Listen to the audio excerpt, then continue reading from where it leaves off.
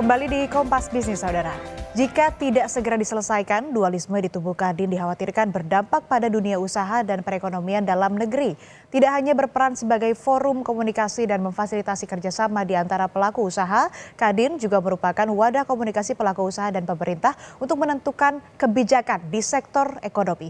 Lebih lengkap, kita akan bahas bersama Kepala Ekonom Bank Permata, Joshua Pardede. Selamat pagi, Mas Joshua, apa kabar? Selamat pagi Asri, kabar baik. Mas, dalam konteks tidak memihak Anin atau Arsyad, kita memihak pada kepentingan Indonesia, yaitu menarik investasi ke eksternal atau asing. Jika dualisme ini tidak selesai dengan cepat, lalu apa dampaknya terhadap persepsi investor asing? Mengingat selama ini banyak mediasi dengan asing yang difasilitasi oleh Kadin, misalnya Forum B20. Ya, tentu kami melihat bahwa peran Kadin itu besar sekali dalam hal mediasi dan juga advokasi ya terkait dengan kebijakan pemerintah dan juga komunikasi dengan pengusaha dan juga antar pengusaha lainnya. Tentu dengan permasalahan dualisme ini dikhawatirkan berpotensi akan bisa berdampak negatif ya kepada iklim investasi dan juga iklim usaha Indonesia, karena tadi ada beberapa faktor, ada faktor ketidakpastian dalam hal keputusan ataupun kebijakan ya, karena investor asing juga melihat bahwa dualisme ini berarti mencerminkan adanya ketidakstabilan dalam dunia usaha Indonesia. Yang kedua berikutnya pun juga akan bisa muncul pertanyaan besar dari investor asing terkait dengan pertanyaan terkait dengan Kadin, apakah dengan kondisi tersebut ini apakah dapat berfungsi efektif ya sebagai mitra pemerintah. Yang keduanya juga saya pikir kepercayaan investor terhadap mediasi yang dilakukan oleh Kadin pun juga ini akan berpengaruh juga ya, karena tadi juga disebutkan bahwa melalui forum B20 misalkan peran Kadin itu besar sekali dalam hal dalam hal terkait dengan mediasi dengan investor asing. Tentunya kita tahu bahwa dengan kondisi dualisme ini bisa berpotensi tadi bisa menghambat investasi-investasi asing khususnya masuk ke Indonesia.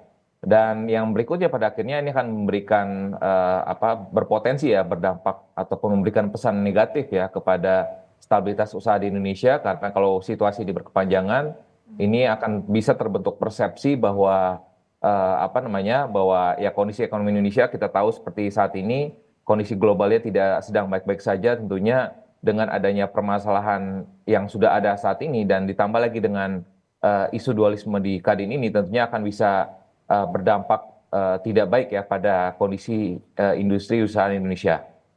Oke, itu dampak terhadap persepsi investor asing. Kalau kita bahas soal investor dalam negeri, Kadin kan memiliki peran penting ini sebagai mitra pemerintah dalam pembangunan, yakni menjadi kepanjangan aspirasi dari para pelaku usaha. Akibat dualisme ini, aspirasi pelaku usaha kan tidak bisa disampaikan dengan lancar ke pemerintah seperti yang tadi Mas Joshua sebutkan. Di dalam konteks ini, bagaimana dampaknya? Mengingat ini kan masa transisi pemerintahan juga dari Jokowi ke pemerintahan Prabowo. Iya, ya sangat disayangkan ya kalau kita lihat ini masa transisi ini tentunya perlu kita manfaatkan momentumnya untuk melakukan konsolidasi dan juga bagaimana melakukan langkah kerja nyata ya dalam 5 tahun ke depan.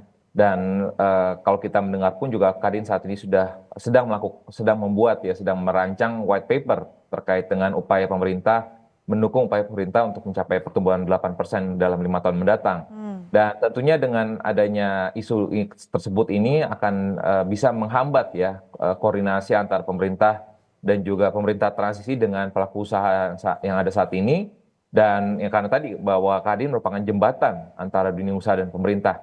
Dan yang kedua juga adalah tidak ada saluran yang jelas ya ataupun ketidakjelasan aspirasi dari kebijakan ekonomi, karena di masa transisi ini diharapkan tadi bahwa Kadin bisa menampung ya berbagai aspirasi dari pelaku usaha ataupun dari sisi dari sisi tenaga kerja dan juga pemerintah. Harapannya ini bisa diusulkan nanti kepada pemerintahan berikutnya agar pemerintahan berikutnya pun juga bisa mengidentifikasi permasalahan-permasalahan yang ada, sehingga tadi ke depannya dari sisi permasalahan ekonomi diharapkan bisa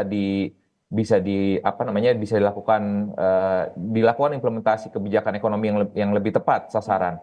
Yang tentunya tadi berkaitan juga dengan investasi asing ya, ini juga berkaitan juga dengan kepercayaan dunia usaha terkait dengan efektivitas dari Kadin itu sendiri, dan juga mungkin saya juga melihat adanya pengaruh juga terhadap proyek-proyek strategis ya, karena banyak proyek strategis pemerintah ini melibatkan kerjasama aktif antara dunia usaha dengan Kadin.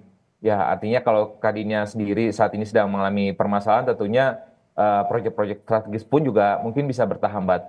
Dan yang terakhir adalah tadi kerugian di masa transisi ini, karena di masa transisi tadi bahwa pemerintahan baru mempersiapkan menjalankan program-programnya dan butuh masukan dari Kadin, tentunya dengan adanya apa namanya permasalahan ini, jadi fokus Kadin pun juga akhirnya untuk menyampaikan aspirasi dari pelaku usaha pun juga jadi tidak optimal, sehingga dikhawatirkan ini akan menghambat ataupun memperlambat tadi kerja dari pemerintahan baru ke depannya untuk bisa mencapai pertumbuhan yang lebih tinggi lagi ke depannya.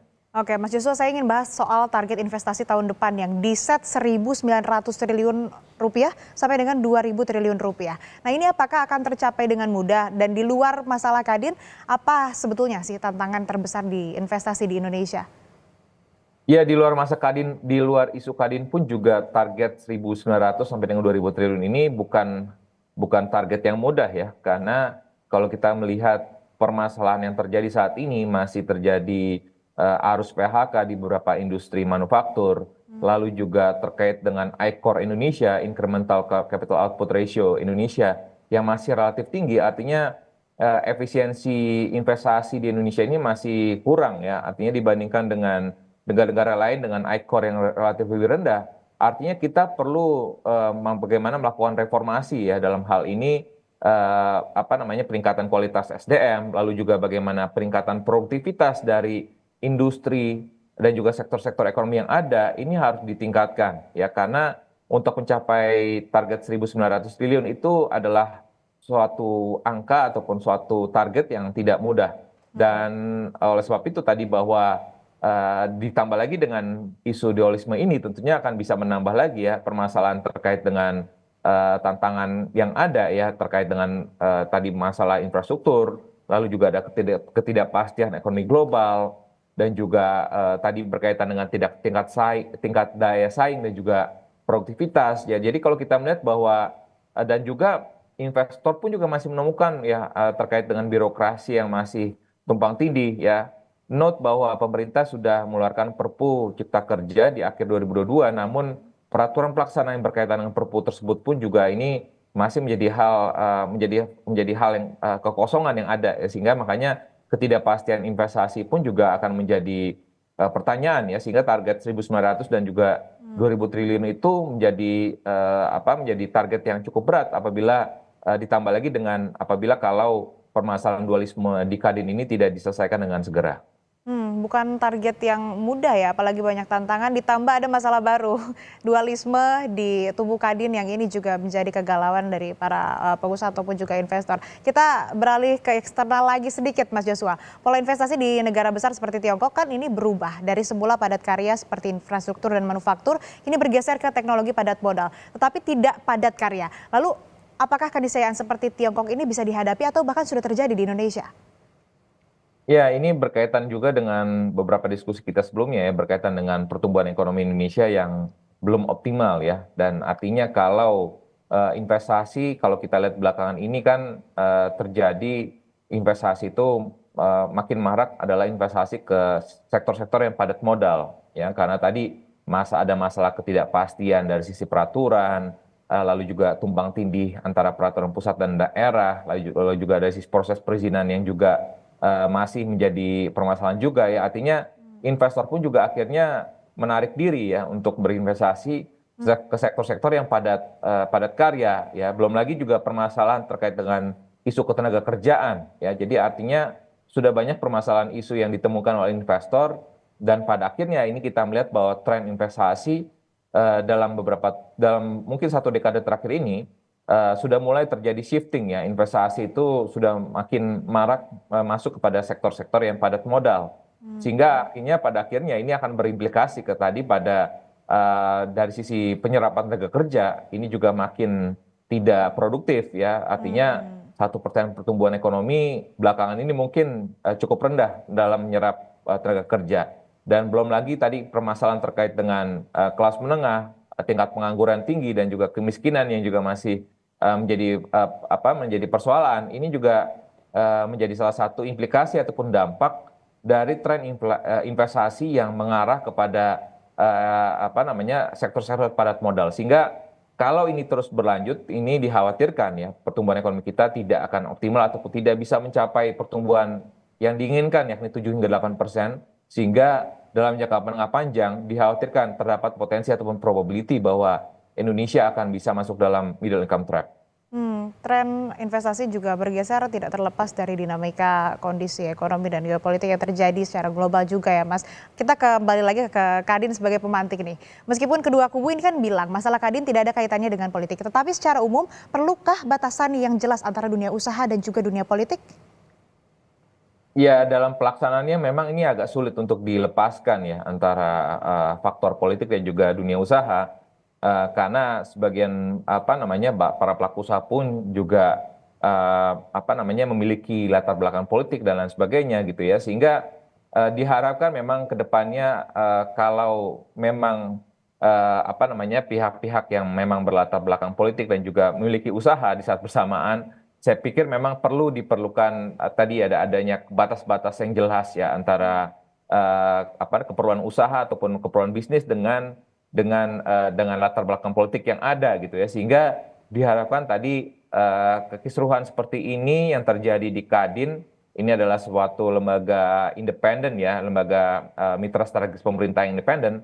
Kalau ini terus terjadi dan mungkin kalau saya tidak salah ini kejadian ini mungkin baru terjadi saat ini gitu ya, kalau saya tidak salah ya. Jadi sehingga tentunya ini akan bisa memberikan dampak yang tidak bagus ya pada dunia usaha dan juga ekonomi kita, dan juga pada akhirnya tadi akan bisa menghambat investasi karena kedepannya perekonomian Indonesia tentunya diharapkan tadi bisa pertumbuhan ekonomi kita bisa untuk menciptakan mesin-mesin pertumbuhan ekonomi baru, kita perlu menggerakkan ataupun mendorong lagi investasi dan juga kinerja ekspor kita ya, karena dua komponen itulah menjadi harapan kita ke depannya. Kalau kita hanya mengandalkan kepada konsumsi saja dan sementara tadi konsumsi juga terus mengalami perlambatan, dikhawatirkan tadi pertumbuhan ekonomi kita akan stagnan di level saat ini. Ya, kita harapkan dualisme di tubuh Kadin dan polemik-polemik lainnya juga segera terselesaikan supaya tidak mengganggu ataupun juga menggerus pertumbuhan ekonomi di Indonesia khususnya. Terima kasih Mas Joshua Pardede, Kepala Ekonom Bank Permata telah bergabung bersama kami di Kompas Bisnis. Sehat selalu.